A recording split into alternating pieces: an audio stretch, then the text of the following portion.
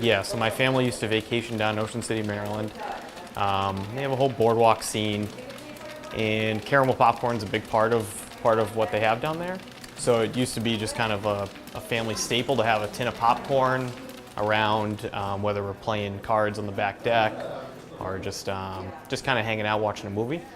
So my wife and I started making it in the off season about 3 years ago, around the winter time.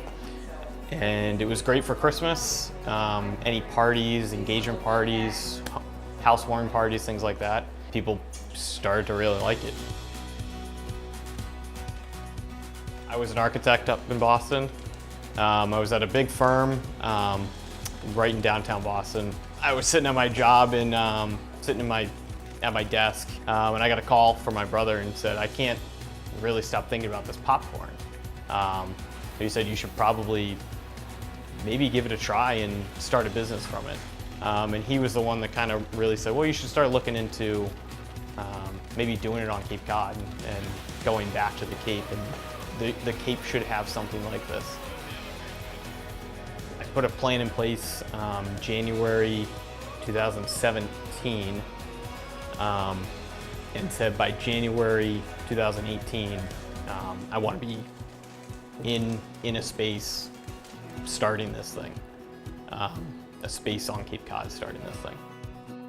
I would have been a lot more nervous about tackling this thing because I probably would have had to hire an architect or a builder to go into this. You know, we had a lot of help with like a contractor that helped us with the building side of it, but as far as just design work, I probably would have had to hire an architect just to kind of know what was going on. The plan is changing hourly almost. So it would have been really stressful for me to be working like with an architect or a builder and saying, oh, you know, get on the phone and hey, this needs to change. You know, I was able to quickly just mock that up and then kind of keep rolling with things. You know, popcorn's been around forever, like legitimately 5,000 years. So we're just kind of, you know, doing something fun with it, really. If anybody's getting together, yeah, there should be a tin of popcorn with you. Popcorn's a blank canvas, basically, and you can flavor it however you want. You can make it sweet, cool. You can make it savory, cool.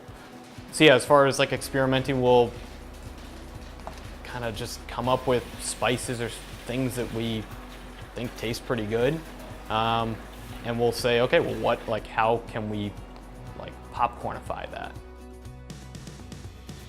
There was no like plan B really, because if I didn't do it, I would drive myself insane. I would lose my mind by just always saying like, why didn't I do that? You know, any type of success is really because people have been working a long time at it. Me, my parents, and my wife kind of built out the whole store. And we passed all the inspections and did all that. And then we opened the door the next day and we said, oh, shoot, now we actually have to run this place.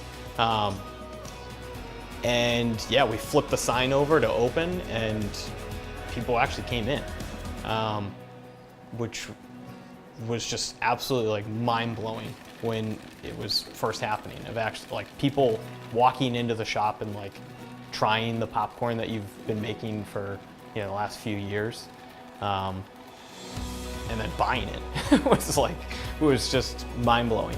It was like borderline like an out-of-body experience of like, I can't believe people are still coming in. I'm Dan Smith and I'm the owner of Smith Family Popcorn.